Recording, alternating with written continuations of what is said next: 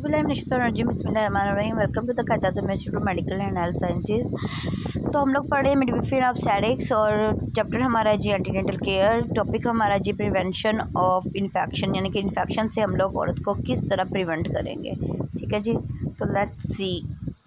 General hygiene, hand should be wash before the following activities. हाथ धोने चाहिए इन activities से पहले। किन एक्टिविटीज़ से पहले जी? देखें, ड्रिंकिंग और ईटिंग, खाने से पहले, पीने से पहले। प्रिपेयरिंग फूड, खाना बनाने से पहले। फीडिंग बेबी, अपने बेबी को फीड करवाने से पहले। Hand should be washed after following activities. Using toilet, bathroom जाने से और यूज़ करने के बाद। Changing baby diaper, napkin, baby का डायपर चेंज करने के बाद। Safe water should be use for drinking to avoid infection and diarrhoea which may comprise nutritional status. उन्होंने बोला कि साफ़ पानी यूज़ करना चाहिए ताकि आपको इन्फेक्शन ना हो, डायरिया ना हो, जो कि आपकी न्यूट्रिशन स्टेटस को ख़राब कर सकता है। To prepare safe drinking water, do the following. अगर आप चाहते हैं कि आप सेफ़ पानी पिएँ, यानी कि साफ़ पानी पिएँ, तो आपको ये चीज़ें, स्टेप्स जो है फॉलो करने चाहिए। Boil water for 10 minutes before use it if it is not clean. 10 minute पहले बॉयल करना चाहिए आपको। Store clean water in container which HD, यानी कि उन्होंने बोला कि आपको क्लीन वाटर जो है ना वो स्टोर करना चाहिए। Food should be handled and stored safely by doing the following. उन्होंने बोला फूड को आप किस तरह सेफ और कर सकते हैं, स्टोर कर सकते हैं। Clean surface on which food is prepare और सर्व। सबसे पहले वो जगह साफ़ करें जहाँ पे खाना पकाया जाएगा और रखा जाएगा। Cover food to avoid flies and contamination, खाने को कवर करके रखें ताकि मक्खियाँ और कंटामिनेशन ना आए। Store food for no more than 12 hour without refrigeration. उन्होंने बोला है कि 12 घंटे से ज़्यादा आप फूड को स्टोर करके नहीं रख सकते रेफ्रिजरेटर के बगैर। The women's baby clothing, bedding and environmental should be kept clean. This means bathing regularly, cleaning regularly, changing bedding and clothing regularly. उन्होंने बोला बच्चे को, माँ को उसके बिस्तर, उनके कपड़ों को और उसके एनवायरनमेंट को साफ़ रखना चाहिए। जिसका मतलब ये है कि डेली बाथ लें और उसका रूम अच्छे से साफ़ करें, उसका बेड और उसके क्लॉथ जो है ना वो अच्छे से साफ़ होने चाहिए। आगे जी, हाइजीन ड्यूरिंग प्रेगनेंसी। प्रेगनेंसी के दौरान क्या हाइजीन का हम लोग ख्याल रखते हैं जी? In addition to practising good general hygiene, the pregnant woman should be advise the following. उन्होंने बोला है कि अगर हम लोगों को गुड जनरल हाइजीन चाहिए ना, तो हमने ये चीज़ें जो है ना औरत को एडवाइस करनी है। सबसे पहले क्या करना है जी? During pregnancy the woman should be specially careful about hygiene to prevent disease और इन्फेक्शन। प्रेगनेंसी के दौरान औरत को बहुत ज़्यादा ख्याल रखना चाहिए कि उसको अपनी हाइजीन का, कि उसको कोई डिजीज़ या इन्फेक्शन ना हो। Pregnant woman sweat more vaginal discharge than non pregnant women. जो प्रेग्नेंट वुमेन होती है उनको वजाइनल डिस्चार्ज ज़्यादा होता है बजाय के वो औरतें जिन जो प्रेग्नेंट नहीं होती। During hygiene is specially important during pregnancy because increase oestrogen level can cause swelling and increase sensitivity in gums tissue.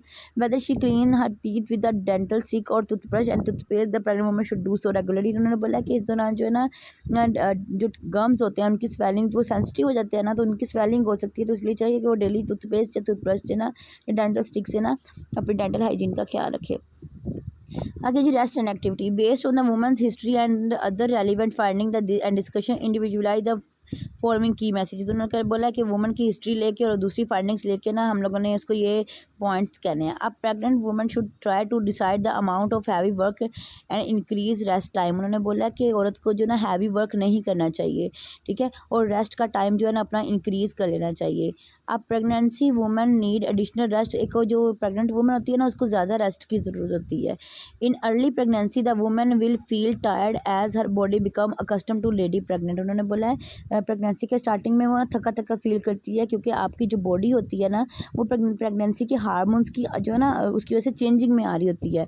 In late pregnancy और बाद में जो प्रेगनेंसी हुई, मतलब ये तो अर्ली की बात हो रही है ना, बाकी जो आगे वीक्स जैसे जैसे बढ़ते जाते हैं। The growing fetus times more of the women's energy and come greater strain on her body. उन्होंने बोला जो बेबी ग्रो कर रहा होता है ना तो वो माँ की एनर्जी कंज्यूम कर रहा होता है, तो माँ की जब एनर्जी कंज्यूम होती है तो वो थका थका फील करती है, वो टायर्ड फील करती है। तो ग्रोइंग बेबी के लिए, उसकी हेल्थ के लिए मदर को और ज़्यादा आराम करना चाहिए। एज द प्रेगनेंसी प्रोग्रेस जैसे जैसे प्रेगनेंसी प्रोग्रेस करती जाएगी she will need more and more rest, उसको ज़्यादा से ज़्यादा रेस्ट की ज़रूरत होगी। अब pregnancy woman should have a periodic rest period during the day, उसको ना पूरे दिन में ना थोड़ी थोड़ी देर रेस्ट करना चाहिए। In addition to whatever amount of sleep she normally need, उन्होंने बोला है उसके साथ साथ उसको अपने सोने के घंटे जो है ना वो भी बढ़ाने चाहिए क्योंकि उसको इसकी ज़रूरत है। In most culture women do not get permission to rest during pregnancy, उन्होंने बोला है कि बहुत सारे कल्चर्स में औरत को प्रेगनेंसी के दौरान रेस्ट करने की इजाज़त नहीं होती। It may be your role to play advocate for the woman and help her find creative way to reduce her workload and find more time off for rest. उन्होंने बोला है इसलिए आप मीन्स के जो हेल्थ की गिवर होती है ना, केयर गिवर होती है या मिडवाइफ होती है, वो एक औरत की एडवोकेट भी होती है, यानी कि वो उसके लिए बोल सकती है, उसके बेहतरी के लिए बोल सकती है। तो वो अपने क्लाइंट के लिए, अपनी वुमन के लिए बोलेगी कि इसको इसका वर्क रिड्यूस करे, उसको हेल्प करेगी ताकि उसका काम रिड्यूस हो, उसका घर के काम काज रिड्यूस हो जाए और उसको मोर टाइम मिले रेस्ट के लिए। अब pregnant woman should avoid laying और बैक, और एक प्रेग्नेंट वुमन को अपनी कमर के बल नहीं लेटना चाहिए। The best resting position for a pregnant woman is laying on her left side with her feel elevated.